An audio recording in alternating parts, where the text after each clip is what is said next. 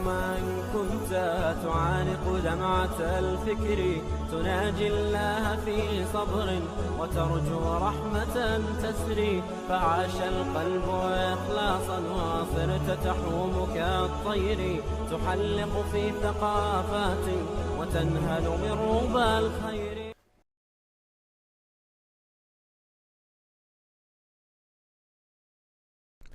This is not an ordinary portrait. It's called The Fortunate Slave, and it was painted in 1734 by the English painter William Hall.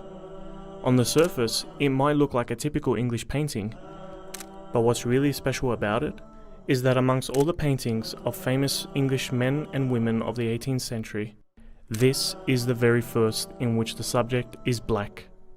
And once you know the story of its subject, Ayuba Suleiman Diallo, you'll see what makes this painting extraordinary. Born and raised in eastern Senegal to a prominent Muslim family, Diallo was known for his great intelligence and memory from a young age. By the time he was 15, he had memorized the entire Quran and familiarized himself with the Maliki school of Islamic law. Unfortunately for Diallo, his life quickly changed from one of study and scholarship to the horror of slavery.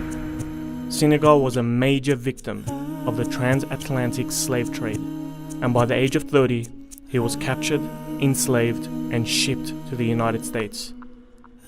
Despite the cruelty and abuse he faced, Diallo remained devoted to his Islamic rituals, going into nearby woods to pray 5 times a day. After a child humiliated him and threw dirt in his face during prayer, Diallo decided to flee the plantation only to be recaptured and imprisoned.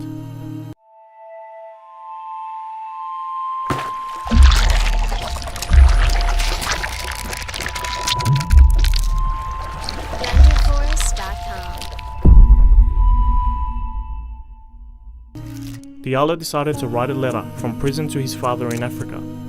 This letter was intercepted by James Edward Oglethorpe, the director of the Royal African Company and the founder of the American colony of Georgia. Upon reading it, Oglethorpe wrote that he was touched by Diallo's words and arranged that Diallo was to be freed and sent over to England. When Diallo arrived in 1733, he was greeted as a free man amongst the people of England. He made friends in the circles of the elite and would often debate with Christian priests and bishops. At a time known for its extreme racial prejudice, people were impressed with his intelligence, monotheistic beliefs, and piety. Diallo was approached by William Hall to paint his now famous portrait. What makes this portrait significant is not just the presence of a black man, it's the way he's depicted. When people of African descent were painted in the 18th century, they were almost always shown in racist and demeaning ways. Facial features were exaggerated unnaturally, and they were never the subject of the painting, usually being reduced to the background as scary and inhuman figures. This portrait was the first to depict an African Muslim ex-slave as not only human, but noble. His posture and frontal direction were chosen to make him more likable, and his expression is pleasant, rather than evil or disturbed. However, what really stands out is the red book hung around his neck. This book is one of 3 Qur'ans Diallo had written purely from memory during his imprisonment. In many ways, this portrait sums up his incredible story.